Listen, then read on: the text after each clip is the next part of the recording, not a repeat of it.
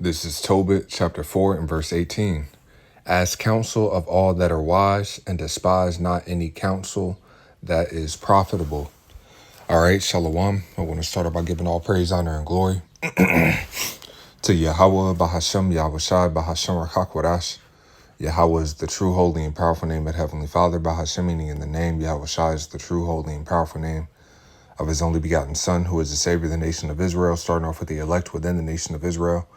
And Israel consists of you so-called Negroes, Hispanics, and Native Americans, as well as your Israelite foreigners scattered abroad that may look like the nations where you've been scattered to. But our Israelites, and also want to give double honors to the elders and apostles of Great Millstone who rule well. Peace and salutations to the whole for the leg, pushing out this word in all sincerity and in truth. All right, this is the brother you call from the GMS branch out of Des Moines, Iowa, coming back at you with another lesson inspired by the Holy Spirit, Habakkuk. And I'm not quite sure of the title of this lesson, but what I want to speak about is how a lot of the problems that, brothers deal with, that we face, all right, as a nation. Well, first and foremost, it's all rooted in sin. Right? It's all rooted in disobedience, to the Lord's laws, statutes, and commandments. And when we think about, a lot of the times when Jake thinks about the laws, statutes, and commandments, they think about just the law of Moses, the first 5 books. All right, but as it is written in the book of Baruch, and then we'll get back to this Tobit. All right, but the book of Baruch, chapter, is it 4? Yeah, Baruch 4 and 1, it says, "This is the book of the commandments of the Most High, and the law that endureth forever. All they that keep it shall come to life, but such as leave it shall die." All right. So, this is the book of the law, and even our Lord Yahweh Shai, when he was speaking to, I believe, the wicked scribes and Pharisees, he said, "Isn't it written in your law that ye are gods?" Right. And that was written in the book of Psalms. All right. So when we read about, when we read throughout the totality of the scriptures from the book of Genesis all the way through the Apocrypha to the book of Revelation, all right, these precepts are all their laws. All right. Their commandments. All right. Their instructions. All right. And as we're reading here in the book of Baruch, it says, "All that they keep it shall come to life, but such as leave it shall die." All right. And, when we think about death, we think about, the immediate, separation from the flesh and the spirit, going back to the spirit realm, but as we're going to read, in another precept in the book of Romans, well, let's just go ahead and grab it. All right.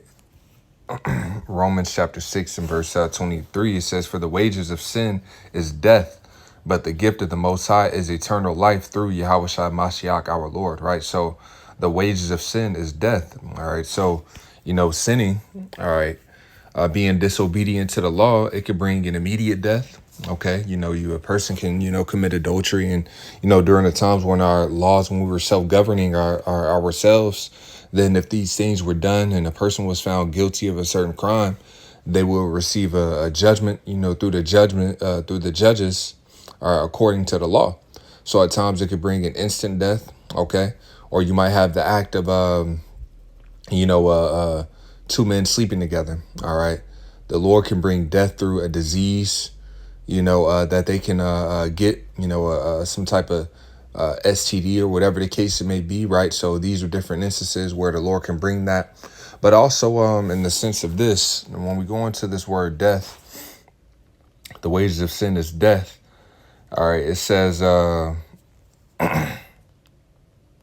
I'm going to just get to the point here.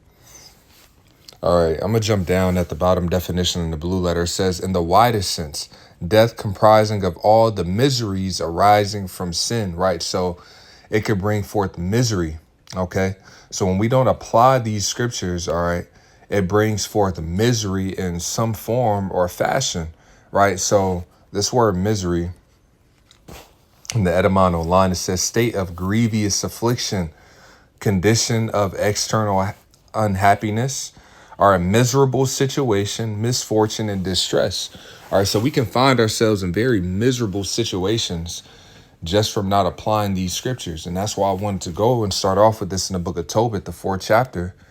All right, because, I was meditating on a lesson or on the title, Salakia, as I was saying, as I was, meditated on this lesson last night. I literally fell asleep as I was putting it together. And the spirit was on me when I got up this morning to still go into it, but I was thinking about how a lot of the issues that, we have, all right, and that we deal with, a lot of it is self-afflicted, or, from just a lack of not applying the wisdom that we've been given from Yahweh Ba'Shem Yahweh Shai. All right, and this wisdom that we've been given, all right, this counsel, this direction that we've been given is divine, all right, and it brings peace, all right, in different aspects of our lives when it's being applied. All right, the book of Tobit, chapter 4, reading it again in verse 18, and we'll read down now. Tobit 4 and 18, it says, ask counsel of all that are wise, and despise not any counsel that is profitable, right? Don't despise any counsel that is profitable. And there's, the totality of this book is profitable for us to utilize, all right? At times, Jake deals with financial, woes or financial misery, all right? But when you read throughout the scriptures, the scriptures talk about finances. It talks about, all right, having an account of what's going out and what's coming in, all right? Whether you're lending out to somebody, taking an account of it, having it written down, all right, what you're receiving, taking an account of it and writing it down, so just being aware of exactly what you have coming in and what you have going out. All right, and that can help avoid different financial problems. All right, just being more disciplined in that area, literally knowing, okay, I need to work this amount of hours to, to get this much money. I know they're going to take this amount with taxes out and so on and so forth. So at a minimum, I have to work at least this many hours this week and next week. All right.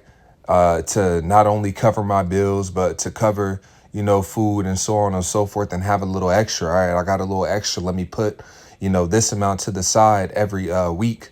All right. So that I could build up a savings, so that if I do, run into different issues or whatever the case it may be, I have some money to the side that I can take care of it. The scriptures literally give that counsel.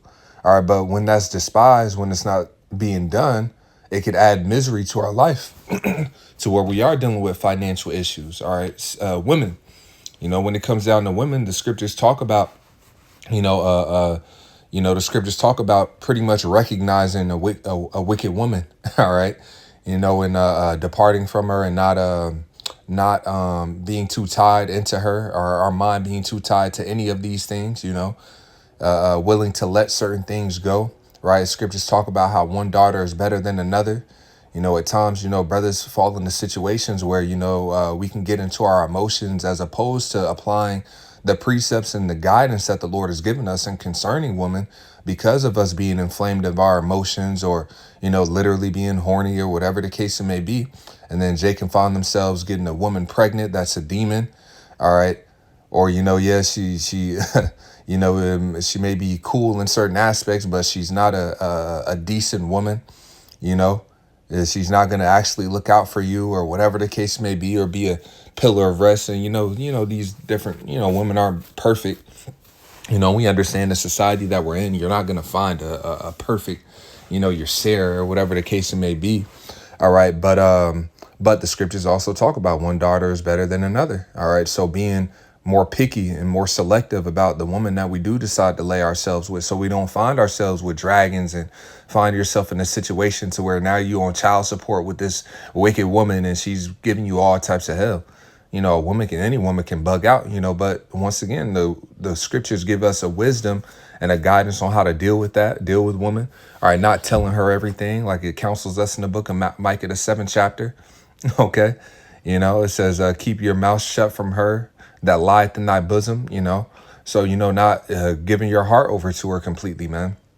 All right. And pillow talking, as brothers say, scriptures talk about how a king's heart is unsearchable. So she shouldn't always know, you're this and that and the third, So once again, this is counsel that can protect us from certain situations.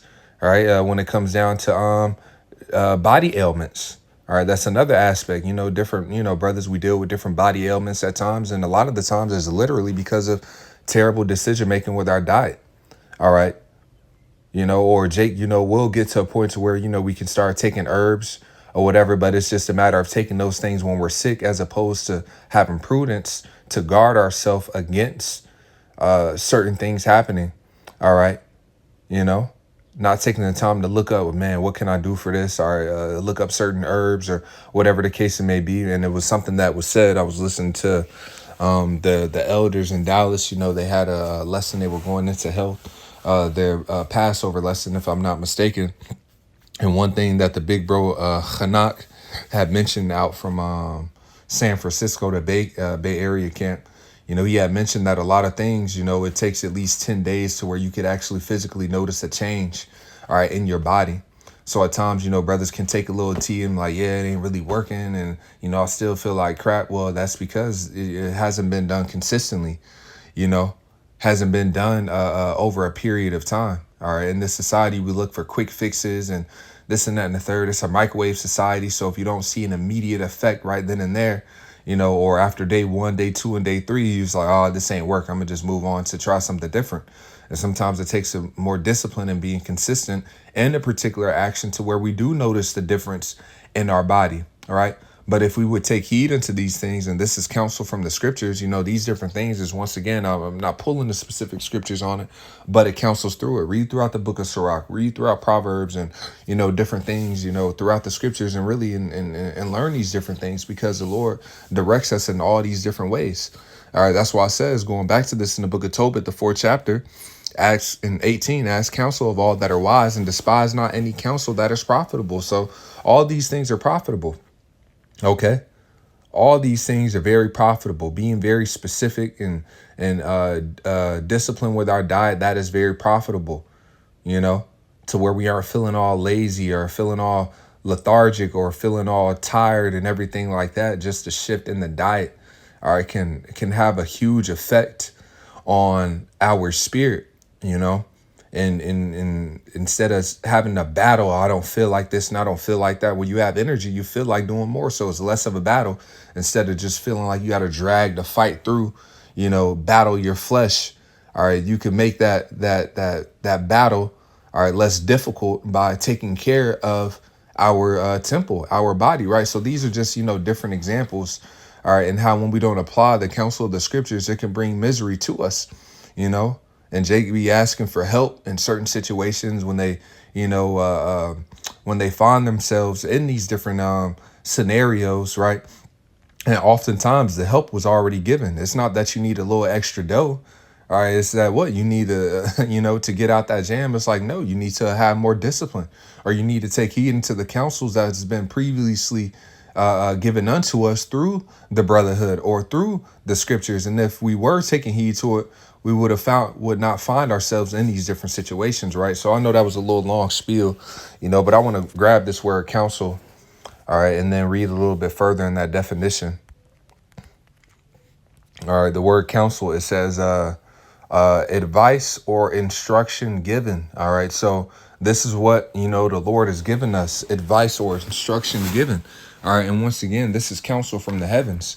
See, when the Lord, you know, he gave us these laws, statutes, and commandments that he didn't give to any other people. And us living according to these laws, people would be able to recognize like, damn, this is a very smart people.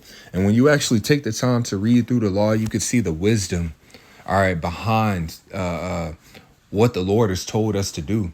All right. And a lot of times, you know, Jake looks at it as grievous and everything like that. But even Yahweh Shai said, I came that you may have life and that you may have it more abundantly. All right. The Lord wants us to have peace within our households. The Lord wants us to have, stability and all these different things. But once again, because of our sin, we had to, you know, go through and experience the punishment for our sin. All right. And then we see when we don't apply this wisdom, how it affects us, how it affects our communities, how it affects our bodies. All right. To where it brings so much misery unto us, man. All right. Houses are broken up. Adultery. All right. The act of adultery, man, that's very detrimental to the community. All right. That's very detrimental to households, man. A happy household can be broken up completely by the act of adultery.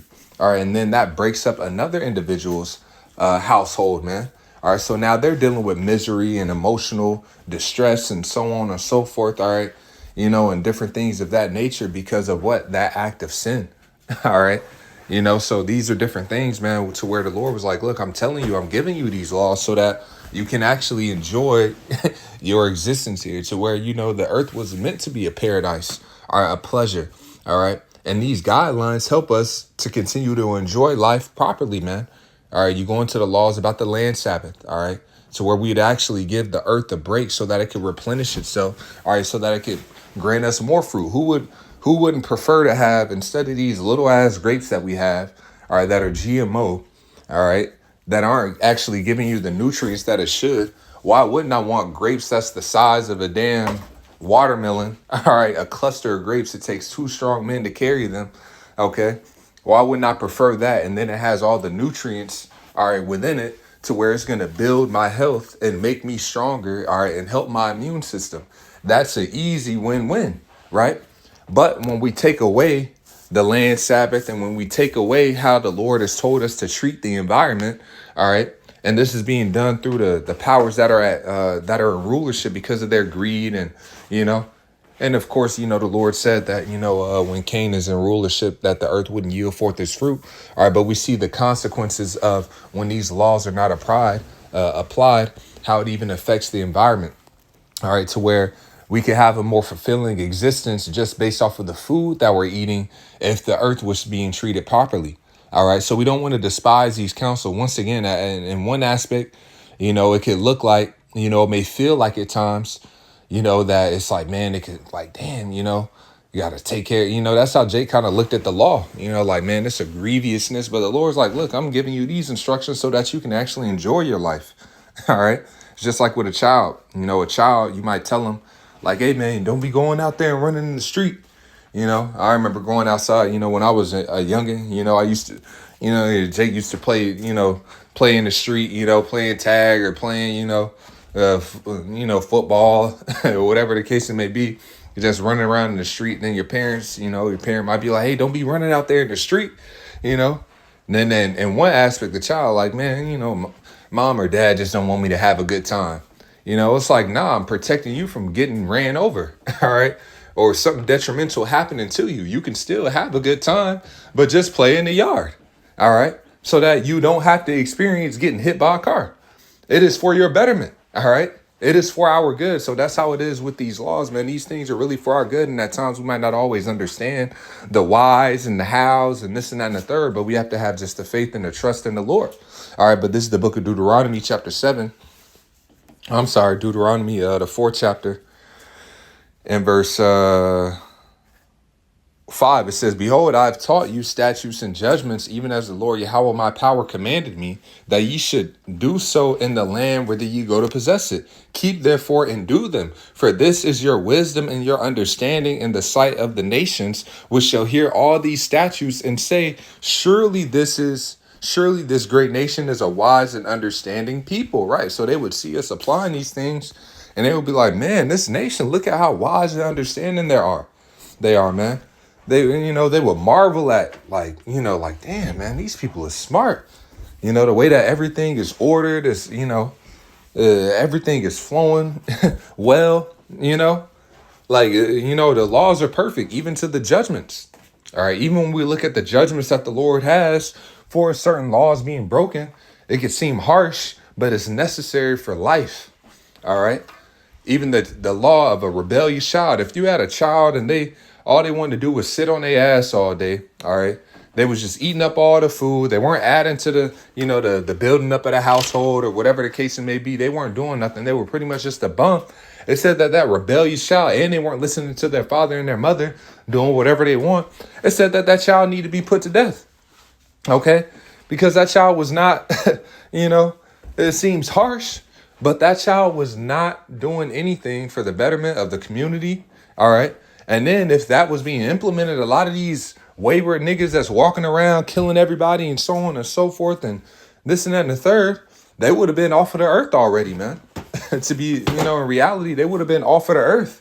There comes to a point to where if a person isn't being reformed, all right, if they aren't making changes and so on and so forth, man, to where it's like, all right, well, get rid of them, and people see, and a lot of the times the judgments that were executed, they were being done publicly. All right. So that will put fear throughout the rest of the people so nobody else will be like that. As opposed to seeing these different individuals live this way or act this way that's contrary to the scriptures, then the other people, that thought creeps in their mind, well, damn, so-and-so got away with it. Well, so-and-so is doing this. And, then they creep into sin like, well, shoot, maybe I can get away with doing this. Maybe I could do that. But when it's seen, then it's like, oh, hell nah. Then it stops people from, let me make sure I'm doing what I need to do. Let me listen to my mom and my dad. That fear kicks in. Just like with the judgment of a Levite's priest, if his daughter was committing adultery, playing the harlot, she was literally supposed to be burned alive before the whole congregation. All right. The type of fear that will put in a woman to where even the thought of sleeping with another man, like, nah, I ain't even, I ain't finna play the harlot. Fuck all that, man. You know what happened to so-and-so last week? Man, they burned her alive. You know how much fear that will put into a woman to be obedient and listen and so on and so forth. And then how that will order the household properly. Instead of having a rebellious woman, she's doing what. But if she's, being judged according to, what's written, it would get rid of a lot of wickedness, man. All right, then you won't have it. And then here it is. This woman, she's a daughter of somebody. All right, that was bringing shame upon the father. Now his daughter's known as a harlot, hopping from rod to rod or whatever the case may be, right? So once again, saying all these different examples just to show that the law is good. All right, this counsel that we've been given is for our benefit. All right, it brings life. Okay, it brings life. No, Esau, he tells you that doing whatever you want, that's life. That type of liberty is life. But what are people doing? People are destroying themselves. Women are destroying themselves. Men are destroying themselves. They're like children. All right, you put a child in the candy shop, he finna go crazy. I can eat whatever I want. And then next thing you know, their teeth rotting, their stomach's hurting. So that discipline is necessary, man, and it brings life. It's good. All right, so Deuteronomy chapter 4 and verse 7, it says, for what nation is there so great who hath the Most High so nigh unto them? And as the Lord Yahweh, our power is in all things that we call upon him for. And what nation is there so great that hath statutes and judgments so righteous as all this law, which I set before you this day? All right. It says, only take heed to thyself and keep thy soul diligently, lest thou forget the things which thine eyes have seen, and lest they depart from thy heart all the days of thy life, but teach them thy sons and thy sons' sons. So these laws were only given unto us. All right, this counsel that we've been given, right? So going back to this in the book of Tobit chapter 4 in verse 18 again, ask counsel of all that are wise and despise not any counsel that is profitable, right? Verse 19, bless the Lord thy power always, and desire of him that thy ways may be directed, and that all thy paths and counsels prosper. For every nation hath not counsel, right? Every nation hath not been given the wisdom that the Lord gave the nation of Israel, all right? The wisdom that we've been given is the wisdom that is going to govern the earth and have it in peace for eternity. All right. The wisdom that we've been given through these laws, statutes, and commandments, once again, keeping in mind, this is wisdom from the creator of everything. This is the creator that created all the planets, created all the stars, that created every animal, You look at animals and you look at nature and you could just see the wisdom and everything that was done. That was the wisdom from the Lord. But yet we think that his wisdom, people got the mentality that their wisdom is greater than the wisdom that the Lord has. That somehow, some way, in some world, that their wisdom that they've been given is greater than the wisdom of the Creator. All right. To be that proud to think that your way is better than the Lord's, it's like, come on now. All right. So even when we don't quite understand why the Lord said, do this and do that, or the counsel that was given, take heed. All right. Because if so, you'll see the fruit of it in the latter end.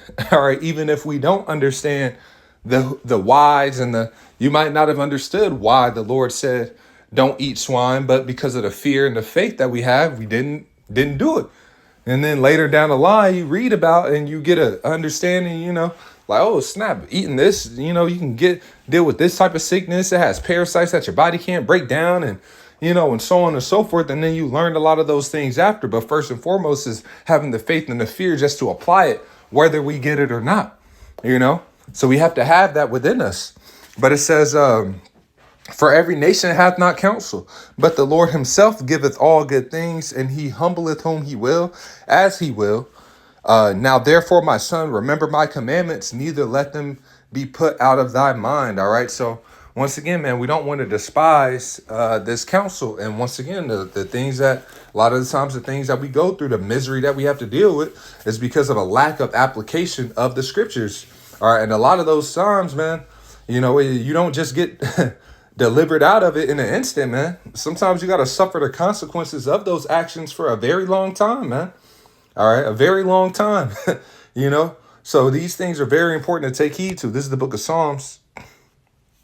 And just to show that, the counsel, is the scriptures, Psalms 119:24. Thy testimonies also are my delight and my counselors. All right. And that word testimonies is the Hebrew word idah, which goes into a precept of God. So these precepts are our counselors, man. So we don't want to despise these precepts, man. The scriptures even talk about bodily exercise profiteth little, right? But that profit goes a long way, so literally physically getting exercise, that is good for us.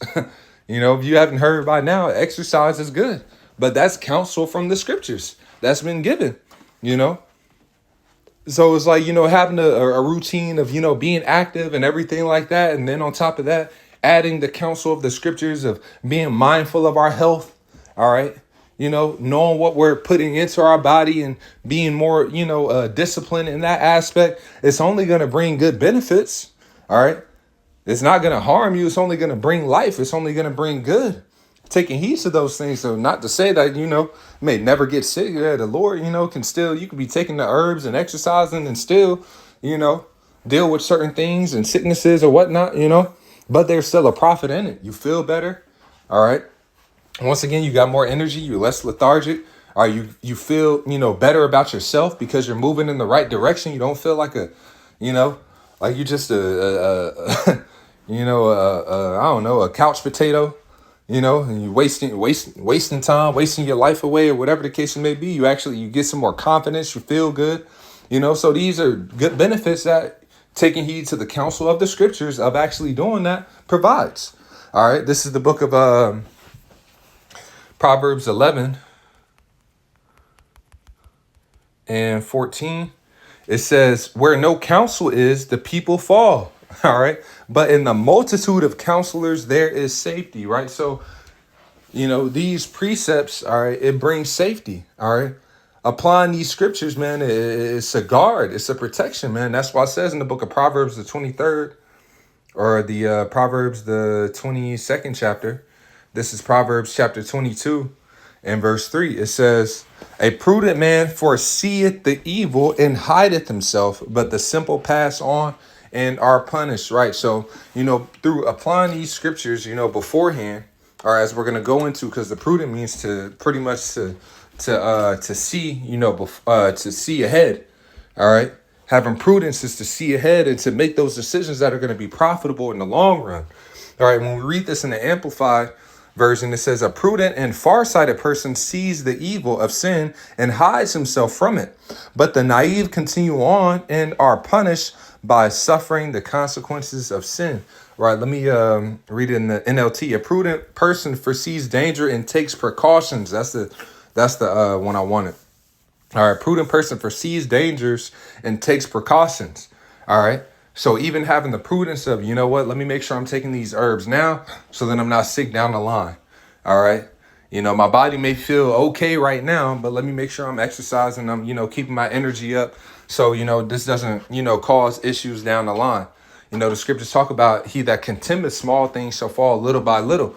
So there's, certain things you can feel the tension building up because you've been pushing this off or pushing that off. And then eventually it snowballs. And then next thing you know, you're dealing with a greater issue, as opposed to if we would have dealt with those things early on, or for whatever reason that we didn't deal with, if we would have addressed it, it would have had us evade a more, a worse situation, just to be plain, man. At times brothers say different things to brothers in the spirit. Hey, brother, you need to chill out on your drinking and everything like that, man, and so on and so forth, you know. And then, brother might not take heed and everything like that. Then next thing you know, down the road, it snowballs into a greater issue. All right, now you end up in a situation that you don't want to be in, but it was because of what? Not taking heed to the counsel, not being, being out of balance in certain areas. All right. Scriptures talk about how many have perished because of surfeiting. Surfeiting is over excess. All right. It says how a false balancing is an abomination unto the Lord. So when we are out of balance in certain areas, all right, what happens, man? It brings misery, it brings disease, it brings distress, right? So we want to keep, be very mindful of all these different things. Now it said, I use that word precaution. All right, a prudent person foresees danger and takes precautions, right? So let's look up this word precaution. All right, it says previous caution, prudent foresight to prevent mischief or secure good results, right? So when we take these precautions, all right, before things happen, all right, it produces what? Secures good results, okay?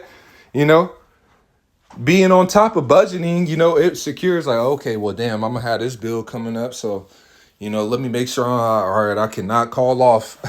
I cannot call off. Let me make sure I take care of this. Or, you know what, maybe if I work this little extra overtime, this day, that'll give me a little bit more of a cushion, or so on and so forth, so then, down the road, you ain't pinching and, whatever the case it may be. Now we in hell, we in captivity, you know what I'm saying? So, but even with that being said, that's not an excuse not to be disciplined. I'm catching hell, so I'm just finna, spend my money however I want, man. Fuck it, man. We're finna be in the kingdom anyways. Jay used to, he used to grease that, man. I'm finna get a new body anyway, so fuck it, man. Shit, man, what them damn, that damn McDonald's. Nah, Jake shouldn't be eating no McDonald's regardless, but just using that as an example. Let me get that little, it's just being, making better decisions, man. All right, making better decisions. Overall, man, from what we're putting in our food, from what we're listening to, for how we're spending our time, wisdom guides us and counsels us in all of these different areas, man. Okay. It says a measure taken beforehand, an act of foresight. All right. It says literally breaking down the word from prayed before, cavere, to be one's own guard. All right. To be one's own guard. So this wisdom is a guard, right? Let's grab this in the book of Ecclesiastes. The book of Ecclesiastes, chapter 7 and verse 12. It says, for wisdom is a defense, and money is a defense. But the excellency of knowledge is that wisdom giveth life to them that have it, right? So wisdom is a defense. It's a guard in the Amplified version. For wisdom is a protection, even as money is a protection. But the excellent advantage of knowledge is that wisdom shields and preserves the lives of its possessors, all right? So there you go right there, man. All right. So that wisdom, it is a guard. All right. Like it says also in the book of Wisdom of Solomon, we'll probably end it off on this one. Wisdom of Solomon, chapter 10 and verse 9. It says, but wisdom delivered from pain those that attended upon her. So at times we suffer misery and we suffer pain because we didn't apply wisdom.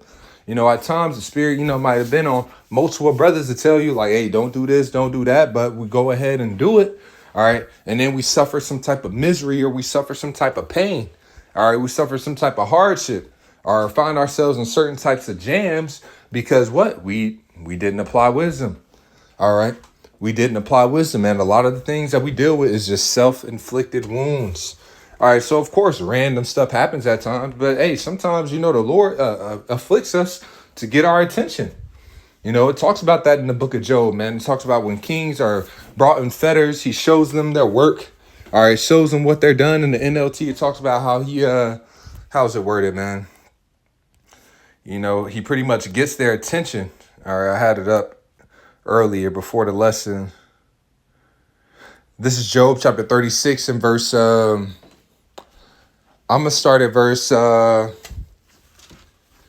6 in the NLT. He does not let the wicked live, but gives justice to the afflicted. He never takes his eyes off the innocent, but he sets them on thrones with kings and exalts them forever. If they are bound in chains and caught up in a web of trouble, he shows them the reason, right? So the Lord, at times we can find ourselves catching hell and certain types of trouble. Now, once again, we are under the curses. So, we're going to catch hell regardless, right?